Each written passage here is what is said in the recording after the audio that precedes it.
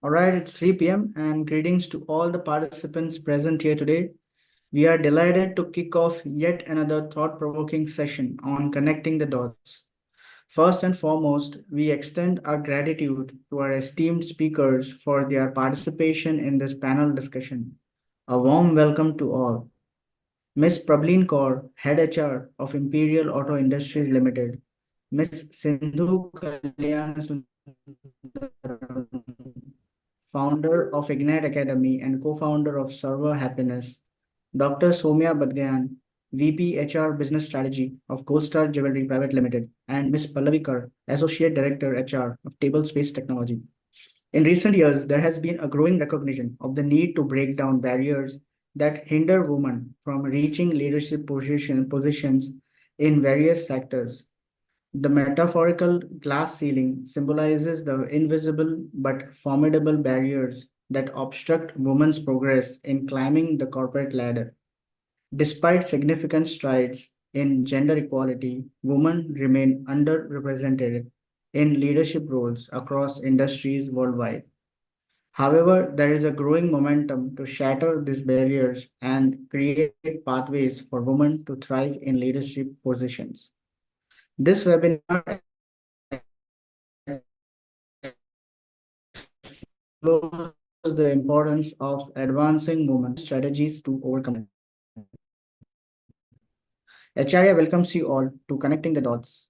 Our esteemed panelists would share their views on this insightful topic, breaking glass ceilings, advancing women in leadership roles.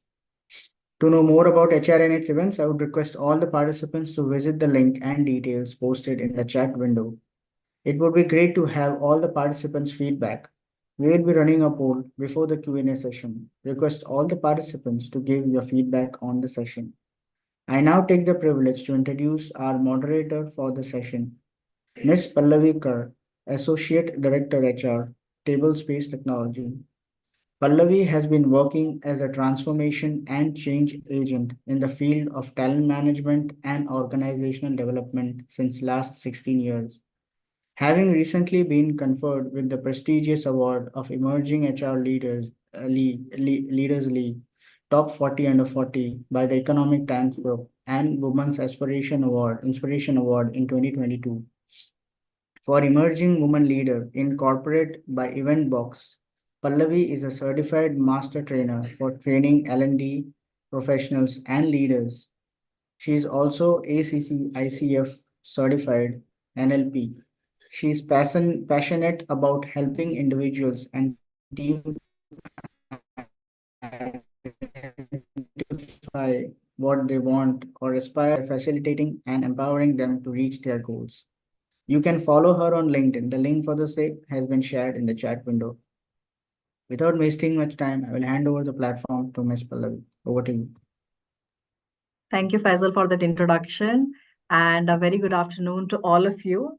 Thank you so much for joining us on this beautiful, bright Thursday afternoon. And as Faisal said, my name is Pallavi Kar, and I'm the Associate Director HR for Tablespace Technologies, one of the leading corporate real estate organizations in the country today.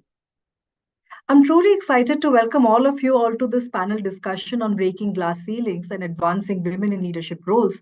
Because it's actually an honor for me to be serving as your moderator today, especially in a topic which holds such a great personal significance to me as a person. As a woman who has navigated her own career journey, I firsthand understand the challenges and the triumphs that come through when you break the glass ceilings, those invisible barriers. And let me tell you, it is not just about reaching the top. No, it's also about paving the way for the women who come after us, the next generation of women, the next generation of leaders. Today, we have a lineup of very incredible panelists with us who bring a wealth of knowledge as well as experience to the table. From corporate leaders to trailblazers in entrepreneurship, each of them has a very unique perspective to share on how we can collectively dismantle the glass ceiling and create more opportunities for women in leadership. One insight that I find particularly intriguing is this concept of intersectionality. That is, recognizing how factors like race, ethnicity, and socioeconomic backgrounds combined with the gender diversity create very unique challenges for women. By understanding and addressing these challenges, we can actually look at how do we create more inclusive workspaces. But breaking the glass ceiling is not just about individual ambition, isn't it? It is about bringing a systemic change. It is about changing the mindsets. It's about challenging outdated norms, biases, implementing policies that actually promote not only equality but gender equity and fostering cultures of inclusion within our organization. As we embark on this discussion, I encourage each one of you to maybe lean a little bit towards discomfort, to ask the tougher questions, and to truly challenge the status quo. Because it's only by confronting the uncomfortable truths that we can make progress to a more equitable future. But before we dive deeper into the discussion and the panel introductions, I just want to take a quick temperature check of the room. I will request Team HR Association of India to put in the poll question, the audience poll question on the screen, please. So as you can see, the question is already there on the screen. Which of the following best describes your perception of the current state of gender diversity in leadership roles? So option A is gender diversity in leadership is adequately represented throughout industries. Option B, there is some progress, but more efforts are needed to achieve gender diversity in leadership. Option C is gender diversity in leadership remains a significant challenge with little progress being made. Or option D is I'm not sure or I would prefer not to answer. I will request the audience to please share their thoughts and insights. And while the audience is voting, I just wanted to quickly sum up before we move on. Our aim today is that regardless of your position, like whether you are an HR professional or you are a business leader, or you are an aspiring employee who is trying to climb the role to leadership, you leave with something invaluable here. You leave with maybe a novel concept, a different viewpoint, innovative strategy. Our goal is that each one of you gains some insight that can empower you to succeed, specifically in your endeavors related to breaking glass ceilings and advancing women in leadership roles. So, the format to give you an idea of what to expect, we'll take the next few moments to introduce each of the leaders briefly. I'll be introducing the leaders and request them to introduce themselves. I will kick off the conversation asking questions that some of the high level themes that we'll be talking about today. And maybe towards the last half of the discussion, I will give the opportunity for the audience to have their questions, anything that is coming on their mind. Is that okay? And I hope by now we have received an end to the audience poll and interesting. We have some very interesting results which are already there. A lot of you answered that gender diversity is adequately represented. Interesting. But about 30% people say that there is some progress, but more efforts are needed to maybe manage this. Option C is 18%, where people still feel that it remains a significant challenge. And only 9% people prefer not to answer, or they're not very sure about how they would want to go about it. So very interesting insights to people, very interesting insights with which we'll start the discussions. Thank you so much. So let's quickly go on with the panel introductions.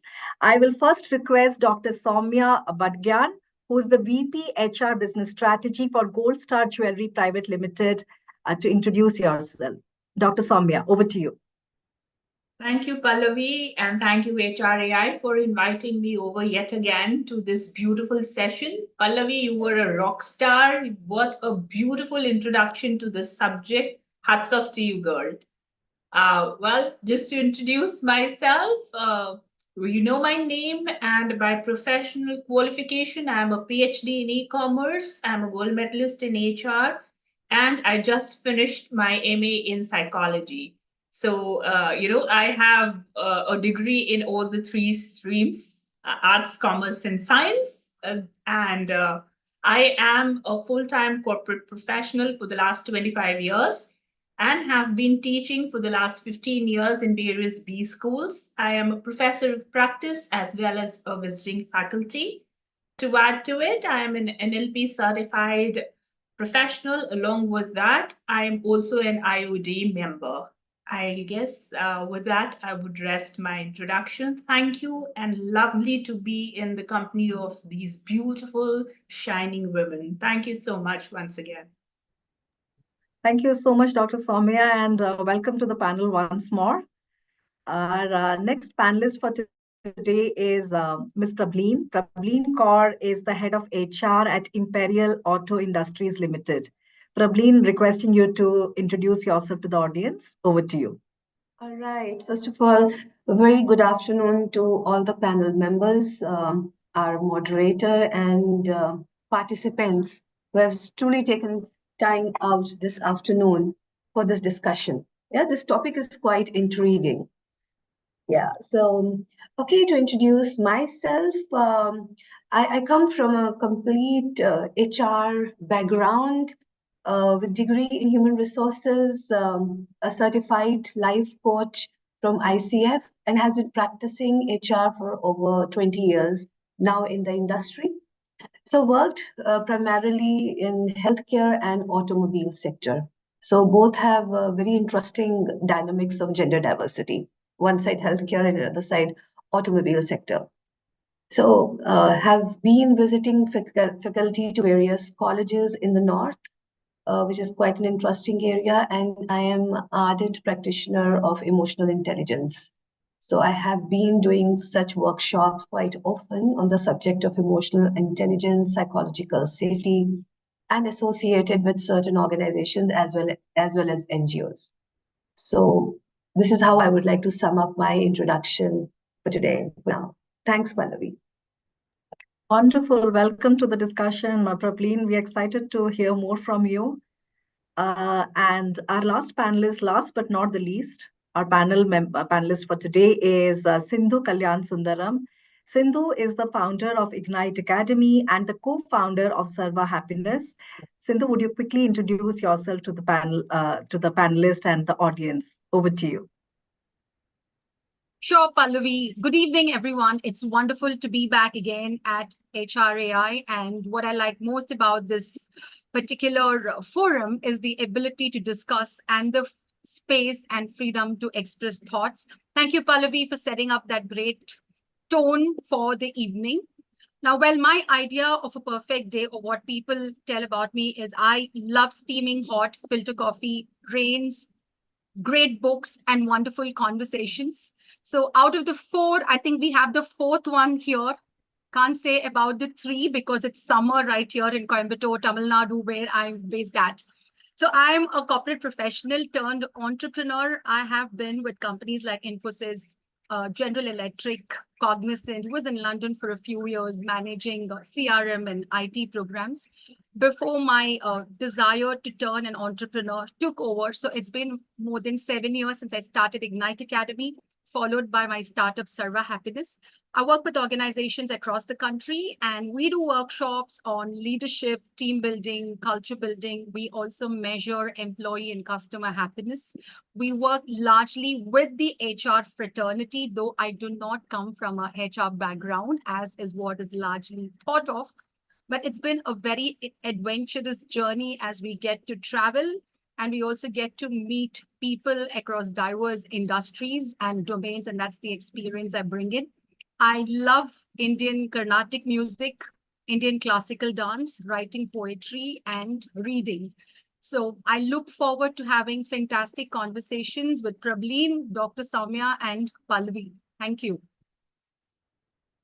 Great, amazing. Excited to have you with us, Sindhu. And I think you set up the tone equally well when you said that we are in for a lovely conversation for the next few minutes or the next 1 hour, precisely. So thank you so much for that introduction, and excited to hear more from you. So now that we have introduced all our panelists, I think it's just quick time to quickly dive into the discussion. And what I'm going to do is I'll be asking in some questions. Since the questions are very generic in nature, probably at any given point of time, if any one of you wants to share your thoughts, your ideas, or your thought processes, insights, please feel free to go ahead. So my first question, is to everyone, but specifically to Prableen, because I think this is something that she's been working on a lot, is what role do leadership and sponsorship play in helping women advance in their careers, especially in breaking the glass ceilings? Oh, fantastic. So when it is sponsorship or mentorship or I would say leadership coaches, the kind of role they are playing in supporting women in breaking the barriers has been tremendous. So just a little bit of it, do we believe that women have actually come a long way in breaking the barriers, and there are certain very great examples in the industry who have broken the glass ceiling, broken the barriers, rose up to the ladder and set the benchmark for all of us, an inspiration. Do we believe this? Yes, audience, either thumbs up or some smiley or something would do help engage in the dialogue. Yeah, great. Thank you so much.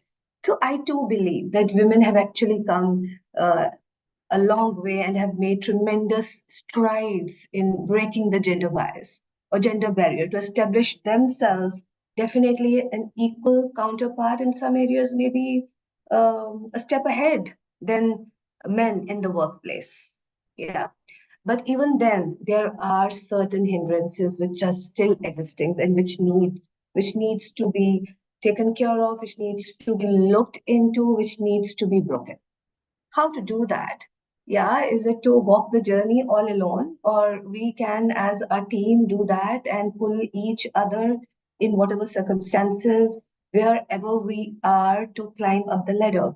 So, we talk about coaching, yeah, we talk about mentorship. So, positive mentorship in any relationship, in any place, with any gender, leave aside female gender diversity, it has played important role, very significant role in opening up new opportunities for everyone. Yeah, in enhancing the skills, in enhancing the network, in building the capability. And it is going to play the same role. It can be a great game changer for the females also to be supported by the relationship of mentee and mentor. Yeah. In the same manner, we have seen that there are executive coaches supporting the women. But how it works, it is more tactical, it is more technical, it is more like modeling certain behaviors. So that is also one way of supporting the women progress in their career. So today there is a mixed approach. We are depending on the mentorship, we are depending on sponsorship, we are depending on the leadership coaching for identifying the talented pool in the organization, giving them such forums, such opportunities, training them, enhancing their skills, supporting them, working in the shadow programs to climb up in the ladder. So mentorship plays a very, very important role in also giving safe space to the female leaders where they can express about their ambitions, about the challenges which they are facing, and the women mentors. Primarily, I'm focusing on the women mentors who have actually lived through those nuances in the industry. They can handhold and support them in understanding the situation and how to maneuver their way through that particular situation. So that's a brilliant thing. And a lot of organizations are today adopting this women mentors concept, putting sponsorship programs in the place. And sponsorship, let me tell you, it's a formal arrangement also, where we identify two people in the relationship of sponsorship. Yeah. So that's very technical as well. And it is helping people, helping those new young leaders to emerge, to grow, break the barriers, and climb the ladder slowly, steadily. So that's actually a foot in the corridor when we talk about the sponsorship. So it's very important to get the women leaders to come together to support the next generation of females to come up and set benchmarks in the industry. So I believe it's easy to talk about men, female, gender diversity, but with all these, if we say particular leadership styles are so associated with men and they are so acceptable also, if it is an autocratic leadership style or unidirectional, yeah, men may be accepted, but when such leadership style comes with a female leader sitting, that's generally not acceptable. Yeah. So we have some certain unconscious biases which are existing in the industry. So that is where these sponsorship programs, mentorship programs, they go in a long way. So they support in building the network also, that psychological safe place to express yourself and also to understand the bias, the problem, which was very eminent. I would say there's overt differences or overt biases which are so visible and were taken care of by taking radical actions. Today, they are very systemic and also very, very subtle. So it's very important to actually get into those shoes and saw and understand and look into the situation that what one is facing. They may not be very loud in your environment. They are very systemic biases, systemic influences, but one goes through that mental pressure in the journey. So how to support a particular person and how to identify those biases in those situations is very, very important. So I believe that mentorship and sponsorship both go hands in hand and support a person in a big way, the young female leaders. So yeah, I would say it's very important. It plays very, very important role in the industry. In the corporate world, it's actually playing very important role. You can check in the personal space also how the senior women in the family are supporting the younger women in the family to grow up. Yeah. So it's the same thing when we translate it to the professional world. They can support us by providing emotional support, mental strength to deal with the situation, and also segregating the situation in the small pieces to deal one piece at one time to be successful. Yeah, that's how I would like to sum it up. Thank you so much. Sure, Prableen. And I think some of the points that you raised were very pertinent. Now, while of course, and I agree with you when you said that, a lot of progress has been made by women who have been trying to break in through the invisible barriers, the so-called glass ceiling. But then there's a lot of mindset change that needs to be perpetrated across, right? There's a lot of systemic change that needs to be brought across, which brings into my next question for the other panelists. Like, while of course women have been trying to do a lot from themselves, but as organizations, what are some of the unique, features or some of the unique initiatives that organizations now need to start thinking about to actually start creating or fostering a culture of inclusivity or support to encourage more women to pursue leadership, right? Would you like to direct this to? This question is open to anyone. Soumya, if you would like to take it, please go on. Sure. So weaving in the first part of the question on sponsorship and mentorship, that's where this also comes and follows. So let's understand first what was mentorship and what is sponsorship. So mentorship was guiding a person, mentoring a person, and sponsorship is paving that way for the person to actually put those learnings into action. Now, that is all about bringing a culture into play. Now, when we talk about how this culture of inclusivity will help to support and engage, women in the leadership role it starts with the mindset. Is the organization ready? Is the environment conducive enough? Is the industry such? You remember the time when we were in the BPOs and, or the Factories Act of 1948 stating that women were not allowed to work beyond 8 p.m. Things have changed. We now have women working in the graveyard shift, right? So it's all about creating that environment where people, irrespective of their gender or the gender in which they identify themselves as, can come and work in a very safe space. The second point is that what are your policies? Your policies are determining the way that culture would flow. It sets the pace for the culture.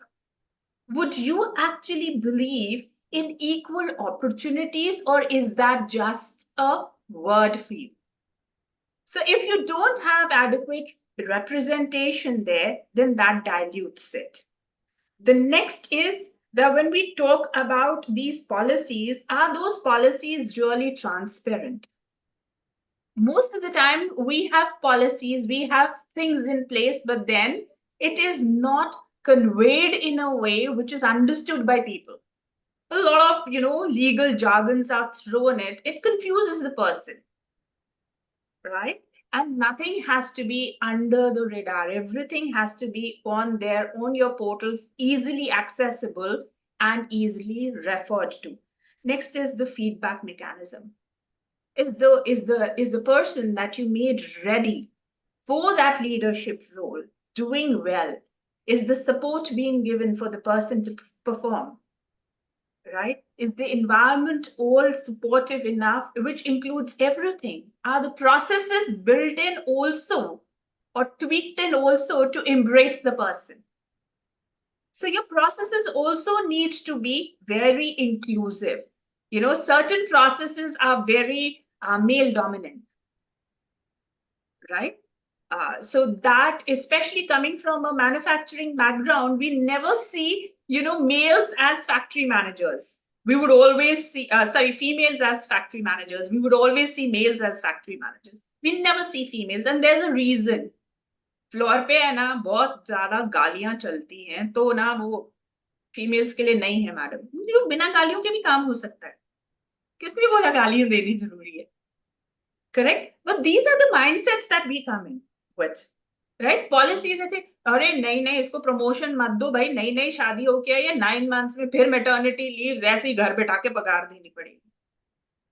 When we come with that thought line, आपने पहले ही उस चीज को मार दिया है. You have actually put a lid on that person's progress, है ना? अरे आए दिन यार घर बैठ जाती है, क्या हो गया? अरे वही यार उसका हर महीने का पेट दर्द. That's a phenomenon that every woman goes through. And you have to be. So recently, what we did, Pallavi, is that we organized a seminar and in which we had all the male folks in the organization understand what a menopause is. And we did this with a purpose because we wanted people to actually appreciate what, like, हमारे पास hormones change 2 बार होते हैं life में. Once we hit the puberty and once we transition, post puberty. So of course it will come down when we are working. चाहे वो woman एक leadership role पे रहे, चाहे वो woman आपकी just एक office assistant role पे रहे. A woman is a woman and the body will go through certain changes. We are now embracing LGBTQ. They are also taking hormones. It's never the person who talks, it's the hormones that talks. Because you become very irritable, you suddenly become very happy, suddenly become very low. It's the hormones that are talking. So men or people working in that environment, in that culture, also need to understand these things. And I think that is a truly inclusive culture, which also creates beautiful leadership, because we all keep talking about empathy, but rarely is it practiced in the right way. So these are my 2 cents on this. Thank you. Thank you so much, Dr. Soumya, for presenting it in such a beautiful manner. And I completely echo with what Sindhu's put as a comment in the chat window. And you absolutely rightly said, a lot of times in different industries, women are just ostracized because, hey, you're a woman. Hey, this is this time of the month, or this is this particular time where she's just married, she wants to start her own family. In fact, a lot of women start taking back steps, right? I mean, you see a lot of people when they are starting their career start together, but eventually at some point of time a woman starts taking a little backseat, which is probably why it is so representative of women in leadership. Like that percentage reduces so much so. And which brings to my next question to Sindhu. Sindhu, my question to you, and this is as per Dr. Soumya, what she brought about, that a lot of industries are a little bit more biased towards a particular gender, right? So since you have worked with a multitude of industries, are there any specific industries or sectors where women face more pronounced challenges in breaking through the glass ceilings? And why do you think that happens? Pallavi, I would like to answer that question by quoting something from the book I Dare, a biography of Dr. Kiran Bedi by Mr. Parmesh Gangwal. So in the book, he says that to meet Dr. Kiran Bedi is to understand what gender equality is all about. So there's a tiny anecdote where he talks about how Dr. Kiran Bedi, in her designations as the DCP of North and West, would go on numerous night raids, which could have been unheard of for women at that point in time. And there was this former police commissioner, Mr. MD Kaushal, who would dissuade her from doing that. Now, Dr. Kiran Bedi, instead of taking that as a complaint, she understood that he was very caring about her. And he had this protective feeling about her, and that's why he was dissuading, but still she carried on. So instead of talking about specific challenges across industries, I would also like to bring a different perspective. Sometimes what I have seen is women themselves try to put in barriers. So for example, let's say I go into a manufacturing setup, like Dr. Soumya said, there might be women who are completely capable of working in the shop floor, but because of the conditioning, because of societal, cultural changes, or because of their own inhibitions, there have been instances where I've seen women who are inhibited or who are hesitant to take up certain roles because someone said so. And it's not just in manufacturing. I've seen that in IT, I've seen that in consulting, in financial services. So rather than addressing, are there any specific industries where these challenges are? I think it would be more productive if I talk about there are specific challenges that women face. Let's address the mindset challenge. If someone like Dr. Kiran Bedi at that point in time could go ahead and prove a point, she has actually been a role model and inspiration for thousands and thousands of women who could actually think about, why can't I do something in my own spectrum? Why don't I challenge myself to go beyond? Why don't I learn a particular skill and implement it? Or why don't I go and create and add value for whatever skills and capabilities I have? So the moment we see a lot of women professionals, or I would not limit to professionals, the moment we see women embracing these challenges, there could be a lot of changes in the mindsets of people around as well. Because not everyone is going to stop a woman from progressing ahead. We also have supporters. We also have a lot of companies that are embracing diversity champions in their own organizations to promote women to go ahead. So if we are able to transcend the barriers that we put in for ourselves and are able to prove out that I am willing to take this responsibility, are you willing to give me the opportunity? I think a lot of these challenges can be addressed. So the first step is, are we willing to challenge the existing mindset of ourselves? True, I agree with you, Sindhu. In fact, what you spoke is, resonates very deeply with me, because recently I was a part of a panel discussion wherein we were talking about women who had taken a longer break in their careers. How do they restart their careers? And a lot of these women asked the questions on, hey, is it going to be stressful? Is it going to be hardworking? But will I still get the pay that I was getting? So, when you say these things, which is like changing the mindset, absolutely. Like, am I as a woman ready to change my own mindset and say, I'm ready? Would you rather give me more? And myself, I should not have any inhibitions when I'm trying to work in an industry, be it manufacturing, be it IT, be it pharma, be it any industry so far, right? That brings to my next question that I would want to ask all of you. A lot of times organizations, while they of course want to talk about gender diversity, they want to promote more inclusivity, they could be a little hesitant to do so simply because of the other challenges it brings. Like, do you really feel that, is there any kind of impact that gender diversity in leadership could have on maybe organizational performance, or maybe the innovation part of it? What are your thoughts? The question's open to anyone. Yeah, so Pallavi, if that was the case, then we wouldn't be talking about Kiran Bedi, Indira Nui, of the world. So I don't think so that any business is led by a leader, and the leader does not have a gender, right? So, like I say that, a women in today's world, or in fact, when I go to these schools, you go for campus recruitment, ma'am, sales में आना है. क्यों आना है sales में? ज़्यादा पैसे मिलेंगे, incentive. I said, fantastic. Now, are you ready to leave your hometown? नहीं, मम्मा नहीं allow करेगी. Now, then, if you say that you are a professional, then you have to embrace everything that comes with it, right? You cannot pick and choose. That's one. The second thing is that organizations also today are trying very hard to create an inclusive environment. So earlier there was just two genders, now there are multi-genders and multi-affiliations. People are also calling themselves it, them, they. Right? And that is also something where you are constantly walking on a sword's edge that, am I offending someone? Anything can lead to, a gender discriminatory talk.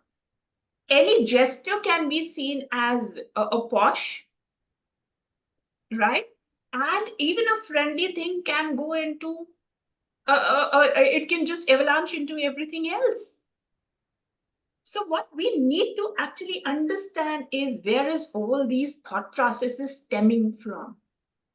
Organization is a reflection of a society.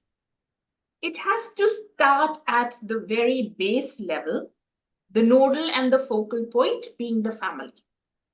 So in our family, right, my daughter, when she was in school, and she was, I think, in 8th grade, and she was in a residential school, right? A mixed gender residential school. So a question was asked, and I would name the school. The school is Rishi Valley. It is modeled under Jiddu Krishnamurti's thought lines. So she was asked, so what if you are lesbian, and how would your family, react to it? She says, my mom will still be my mom and she will still love me. And I fell madly in love with my daughter once again, because this is the kind of environment that I really would want to bring in. Today in our organization, we have transgenders, we have eunuchs, we have prostitutes, ex-prostitutes working with us, right? We have people with criminal records, and who we have given employment. ये possible इसलिए हुआ क्योंकि एक mindset change किया सबका, and we got, so if we can do it in a very ancient and archaic industry as gems and jewelry, तो दूसरे तो बहुत आगे बढ़ चुके हैं. We are not talking about AI and augmented reality and whatnot. अभी recently, you must have seen that clip that is moving around in Dubai. Robot ने छेड़ दिया भाई एक रिपोर्टर को. अब आप पॉश रोबोट्स पे, ह्यूमनॉइड्स पे लगाएंगे. Can you believe where our society is heading towards? So gender diversity is now not limited just to us, but it is a very broad spectrum. And this is where things have started changing. So these are my points on it. Thank you, Pallavi. It's very nice, Dr. Soumya, to highlight that the change or the shift in mindset needs to be started at a very, very nodal point, which is our own family, our own home. Yeah.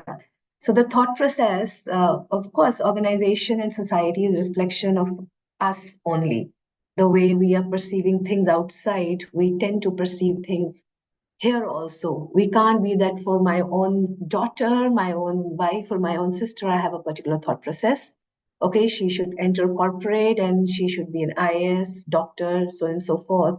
But when she is going to compete with the same set of male who are existing in my family only, then there comes the difference. Yeah.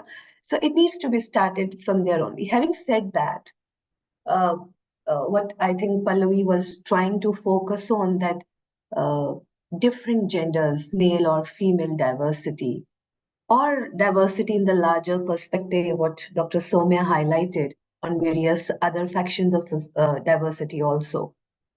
How are they going to impact the organization? Positive or negative? How do we perceive it? How do we look at it?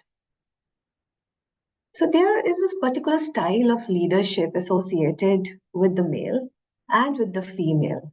When it comes to female, it is believed that they have tendency to forge very deep bonds with the employees or with the people around. The people connection of the females is very strong.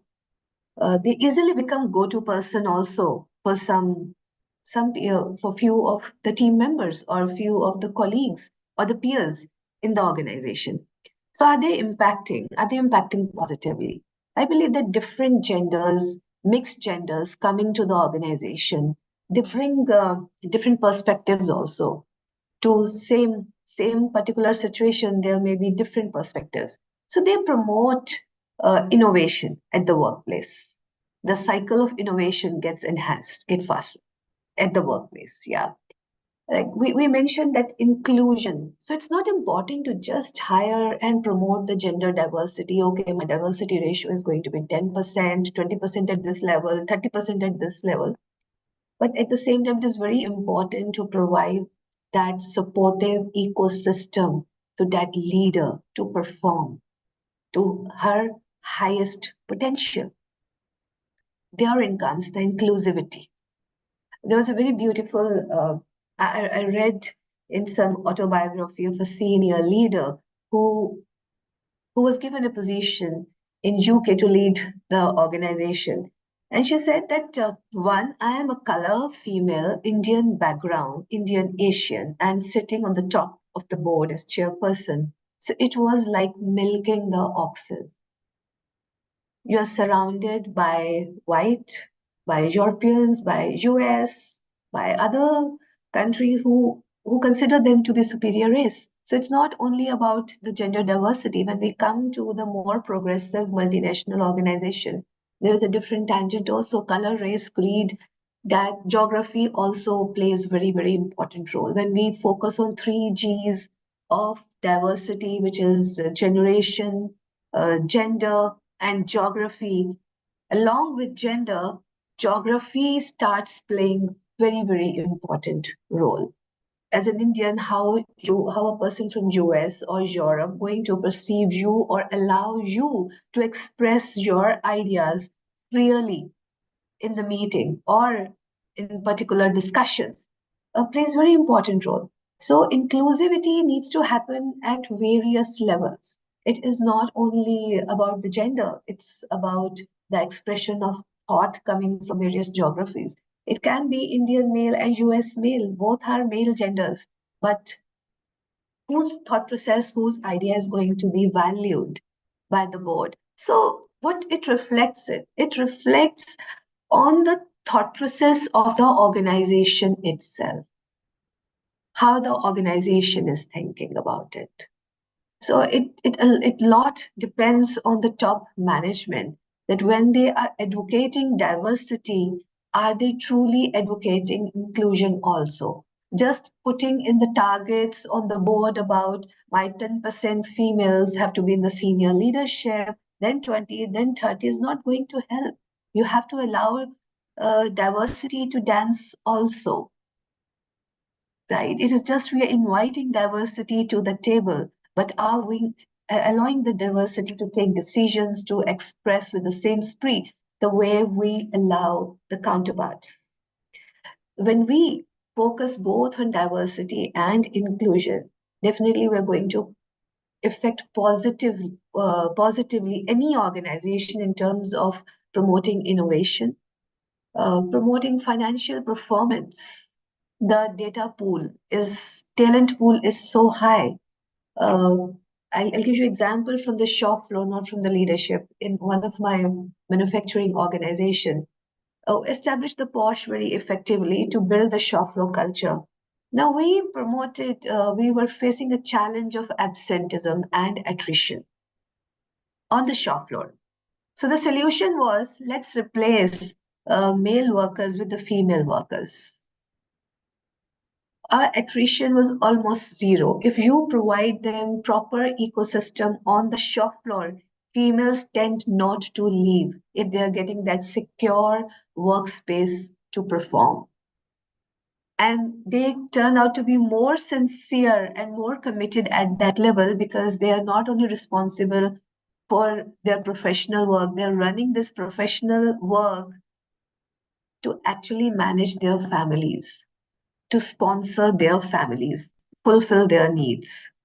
So they were more stable, they were more sincere, they were more productive, they were more forthcoming in learning the new skills. So, what kind of ecosystem is provided to the female to perform? That actually will have direct impact on the organization. So, just having the number game is not going to work. So, it's very important if we are looking at enhancing the work culture, at enhancing the innovation, at enhancing the financial performance, at enhancing employee engagement and promoting emotional support and psychological safety network at our workplace, we really need to include various genders into our discussions and value each other's opinions and perspectives. So that's one thing is very important. Yeah, thanks. Thank you for sharing those thoughts, Prableen. I think it's a very interesting discussion the way we have been talking about how it starts with the changing the mindset, how it starts with changing the removing those unconscious biases that a lot of organizations, that a lot of people, that a lot of women could also have regarding other women or other genders. So since I think we are almost running a little short of time, I have time for one more question before I open the Okay. audience. My last question to you, Sindhu, would be though we understand that there are a lot of cultural and societal biases impacting the perception and acceptance of women and other genders in traditionally male dominated leadership roles, what are some of the strategies that women or HR professionals or organizations could actually employ to challenge and overcome these biases? Like, where do we start? What is the step one? There are two levels of leaders whom I believe can work on this. One is the immediate manager, the immediate leader, and then the super leader, the leader's leader. Now, why the immediate manager is because many times, or maybe 99% of the times, people love the organization because of the manager many times. So if I have a great working environment, the manager creates a great working environment. I love the organization, and it's vice versa. Now, it's very important, especially when you have people from tier 2 or tier 3 cities coming in and working with an organization which is spread across the metros. That's one. There you might find a lot of hesitation, resistance, and challenges. That is where outside HR, it is the immediate manager who has to play a very important role in, number one, being empathetic, number two, being very sensitive to the geographical, demographic, socio-cultural background that the person is coming from. And number three, make that person feel included. Enhance the sense of belonging of that person. That cannot happen immediately, but it can happen over a period of time. Now, how can that happen? This is where your regular one-to-ones are very important. It's very important to make that person feel included in the organization, because you already know that the person's background is different from those who are working. That is where your regular one-to-ones are important. It's important for that manager also to let these employees understand if there are forums, if there are communities within the organization that can support the aspirations of this person. Number two, I was speaking about super leaders. Super leaders are those who can actually bring about the organization culture and make that permeate to everybody else. So if the super leader is someone who walks the talk, who is authentic, who is actually giving opportunities for people around, who is seen as someone who is approachable, that removes a lot of hesitation and changes. And when we are able to do all this, we're communicating a message to women as well as others in the organization that here we're approachable, we are friendly, we are inclusive. There are forums for you, there are opportunities for you, and we are there to speak to you.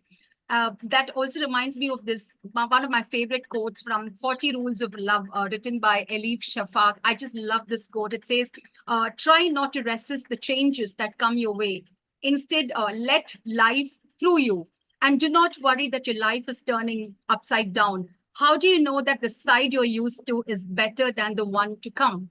And I think that's really deep and profound. This is the message that leaders and organizations have to communicate to people, that there might be changes, but embrace those changes. Don't resist them. Don't be hesitant. They might be better opportunities for you.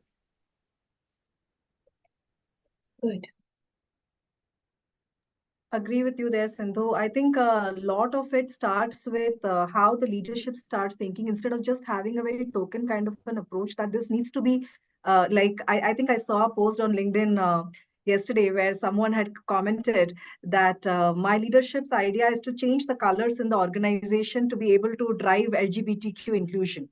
So, I think a lot of it is a lot, tokenism in terms of, hey, this needs to be done, so can we just get it done fast? But if the leaders truly want to drive, I mean, I think change is a very, very, a waterfall kind of an approach, which has to be driven from the top down, right? So thank you for sharing those insights. And though I'm sure the discussion is going to be a lot more interesting, but I think it's almost time for audience questions.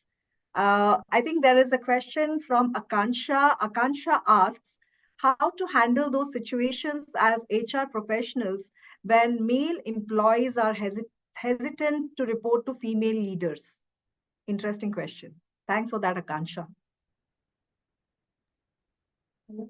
So may I take that question? Because we Absolutely, Soumya. So, Akansha, thank you. And this is really a real life situation. ये हमारे यहाँ बहुत ज़्यादा होता है. Manufacturing में तो बहुत ज़्यादा होता है, right? So, perceptually, this is seen that leadership is a very tough role, and females cannot make tough decisions. All right. However, people tend to forget that we bring a life on this earth, and that is the toughest decision to make, right? So that is where the whole thought line stems from. The perception that is there in the society for a particular task, right? We come from a country which had Bachendri Pal climbing the Mount Everest. And yet we cannot see a leader at the apex of the organization, correct? So first thing first is, how are your training sessions on this? Second is, have open discussions. Is this just because a person is of a certain gender? Is that the reason why a male is unable to convey certain things? Number 3, find out the communication barriers and fractures between the two. And number 4 is, create an open forum where people can come and openly discuss and talk. With a little bit of humor always helps. And this is what we do. We put them in tasks and situations where they collaborate to find solutions. And that joy of, bringing something to the table, problem solving, and creating those winning flags are something that absolutely wins people over. So these are the things that we do in real life. मैं बड़ी बातें नहीं करती हूँ, पर ये जो चीजें हैं, what we've done and where we've succeeded by doing these small things have actually created huge difference in the way that we function. I hope I've answered you, Akanksha. Thank you very much for the question. Thank you so much for putting that so beautifully across, Dr. Soumya. And I see a comment by Rajiv here who says that, it's important to embrace the philosophy of Indra Nooyi. While, of course, Rajiv, I completely agree with you, but people like Indra Nooyi are rare, right? I mean, how many women do you see in leadership there? And a lot of it is because of the change on the mindset, what we have been talking about. So the next question that I have is from Nikita. Nikita asks, how do societal expectations of femininity and masculinity influence the perception of women in leadership roles? And what strategies can be employed to redefine these expectations? Interesting question, Nikita. So Prableen, Sindhu, anyone wants to take it over? Yeah, if I can. Sure.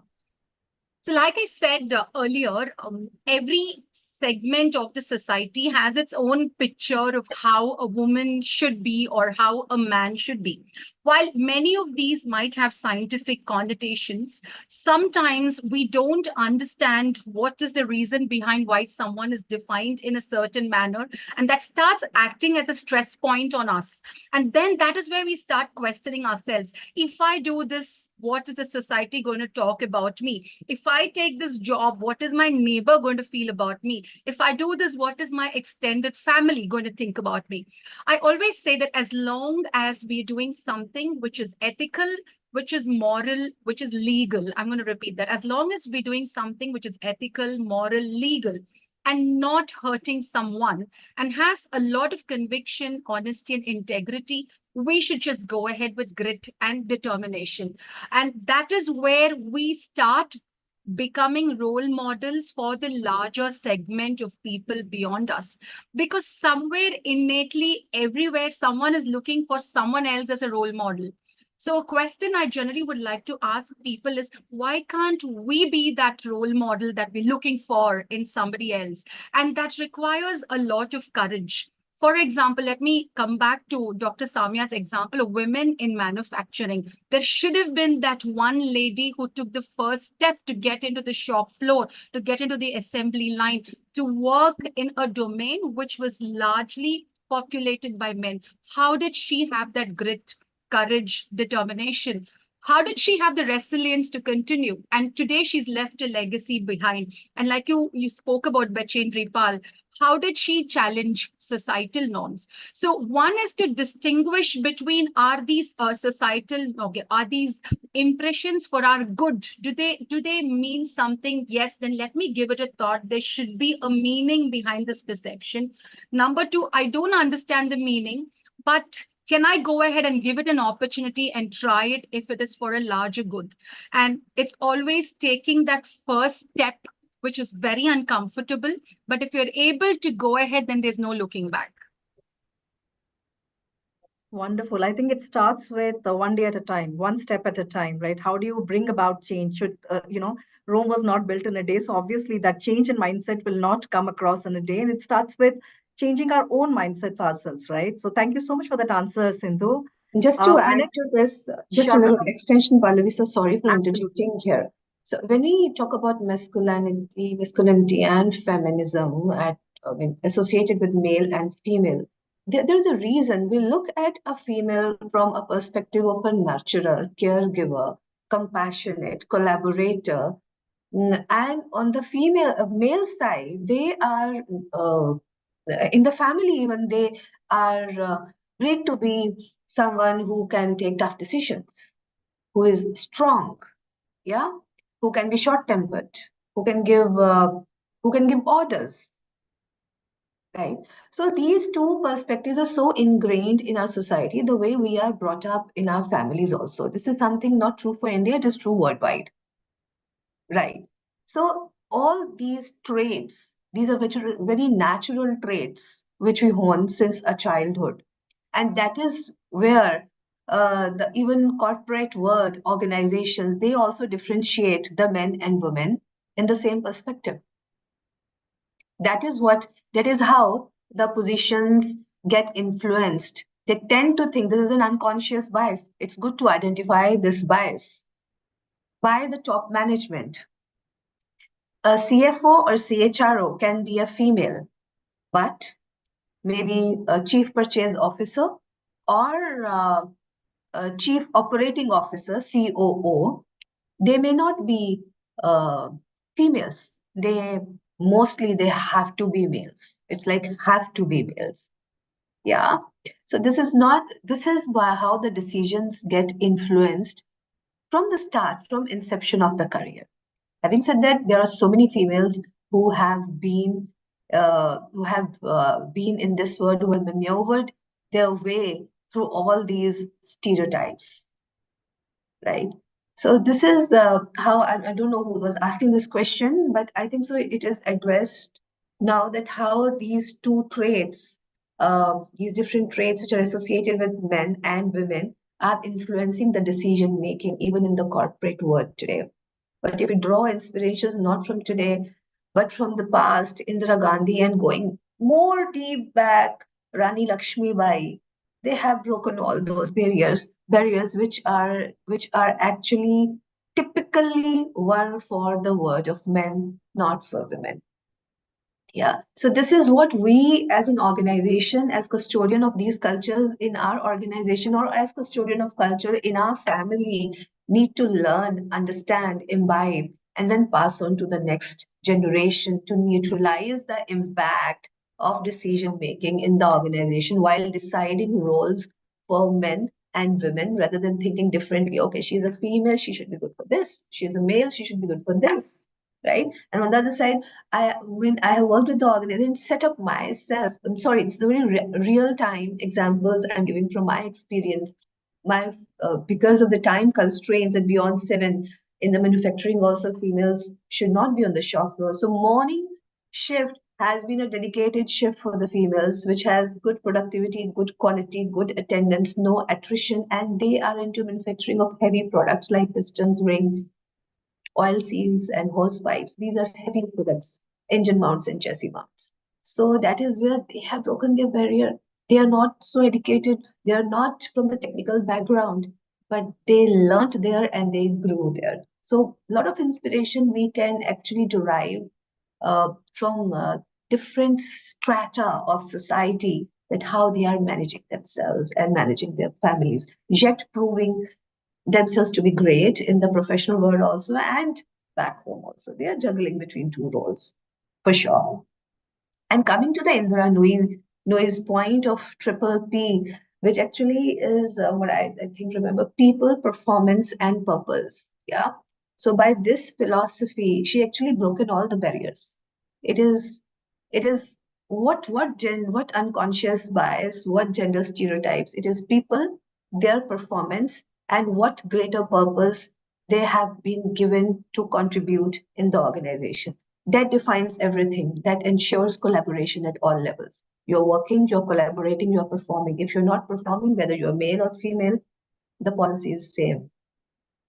So that was another way of looking at it. Thank you for that, Prableen. I think since we're already short of time, I'll just, but this is a very interesting question I want to put across with Faisal's permission. So I think I'll just take this last one question, because we have been talking so much about women and how do we start that mindset shift and mindset change. But this last question is very interesting, which Rajiv asks specifically to Soumya, but of course others can also chip in, is how to start appreciating and recognizing the other gender, the men. Like through all of this allyship, and it cannot happen without the other gender coming across, right? So how to start appreciating and recognize men who actually recognize women and have helped them grow? How do we do that? Very simple. Why do you always appreciate the task? You never appreciate a person. So if someone is now we also need to understand the difference between a compliment and a comment. It's as easy as that. So if someone is paying you a compliment, and if it's not sleazy, women will say, hey, thank you. But if it comes across as sleazy, we will just shrug it off. अगर कोई बहुत ज्यादा bold हुई तो कुछ अलग level पे जा सकती है बात. But then we also, on a serious note, yes, behind every successful woman, especially when we are talking about people like Indira Nooyi, she specifically has mentioned that my husband took a back step and he went into the business because he took care of my two daughters. The same thing happened with Mrs. Sushma Swaraj, the late Mrs. Sushma Swaraj. Her husband also took a back step and allowed her to bloom, right? So there are men who really appreciate what their women in the family are doing. We've seen our parents do it. It again comes back to the home. If you've seen that happening in the family, if you're seeing appreciative gestures coming from your parents for each other with a lot of respect, I think that's where we will break these barriers. So 2 cents on it: appreciate, respect, and do it with a lot of a lot of gratitude. that, hey, if you would not be there with me, I wouldn't be standing here for you. So it has to be a complementary thing for both the sides, not just to the men and to the female. But as for you, Rajiv, we love you and thank you for being there. And I'm sure we would love to, see your LinkedIn posts again. So thank you, Rajiv. So Rajiv, just to add, saying thanks and recognizing someone's contribution to our life is also an individual choice, individual personality, your own trait. It has to do a lot with that. So that humility needs to be exhibited in actions, not in words. So recognizing someone's support, recognizing someone's contribution to our life, it is my choice. I should have that gratitude for that person, right? So I link it with the individual person more so. It's not something which we can ensure and guide people to say thanks, but it is not to how my value system is. Do I really appreciate the other person who's helping me out in the tough situation? Or I recognizing someone in my corporate setup who has supported me in navigating my way through the situation, or guided me, or coached me, yeah, helped me. So I think so industry mentors or guides or coaches, we should be the one who should be appreciating, recognizing them with a lot of gratitude and humility. So it's a lot to do with my own personal value system. Yeah. And we should actually, value system defines the DNA of the organization. If that thread, that DNA is intact in the organization, that will come from the depth of the heart. So there should be some forums in the organization itself which gives an opportunity to thank my mentor or my supporter, my peer, yeah, my colleague. That's how it is.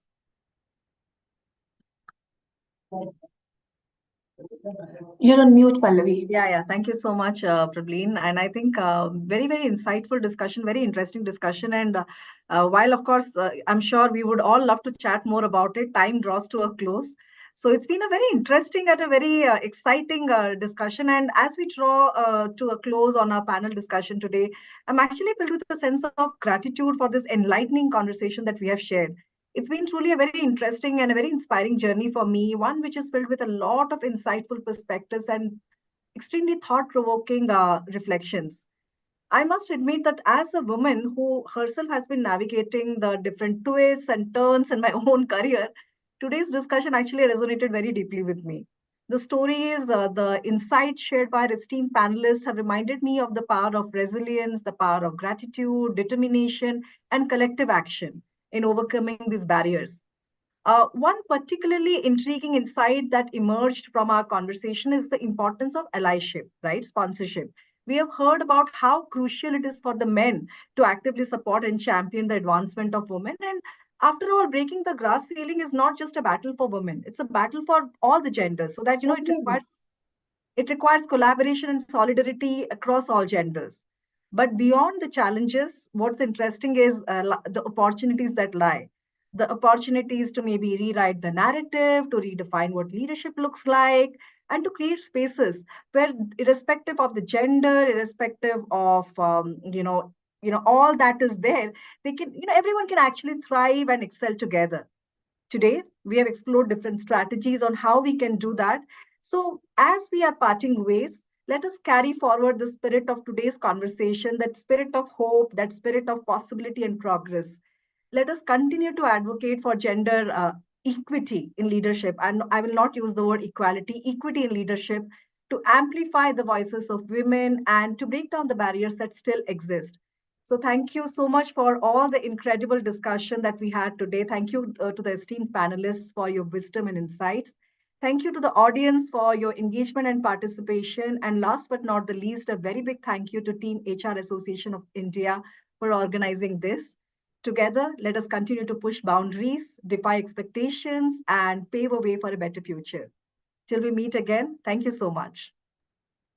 Thank you so much, Pallavi, for such a great moderator, as always. Thanks, Faisal, and thanks the fellow colleagues on the panel discussion.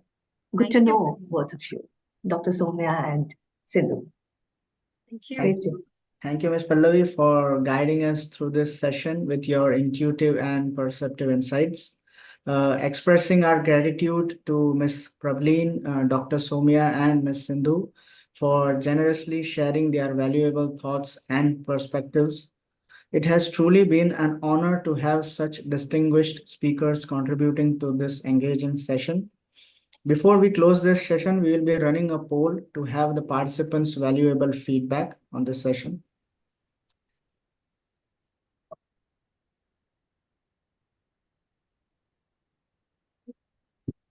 For those eager to learn and grow, the recording for today's session is available on the YouTube link shared in the chat window. As we wrap up today's session, a special thanks goes out to our event partners, Acacia, NASCOM COE, LinkedIn Local, TLE, WICCI, for their invaluable support to HRAI events. To explore more about these associations, please visit the link provided in the chat window. Join us for our upcoming session on Connecting the Dots on 21st of March 2024. That concludes today's webinar. We look forward to your participation in future sessions. Wishing you continued health and safety on your journey. Until our path cross again, take care, stay positive, and farewell for now. Thank you, Dr. Samia. Thank you, Sindhu. Thank you, Ms. Pallavi. Thank you.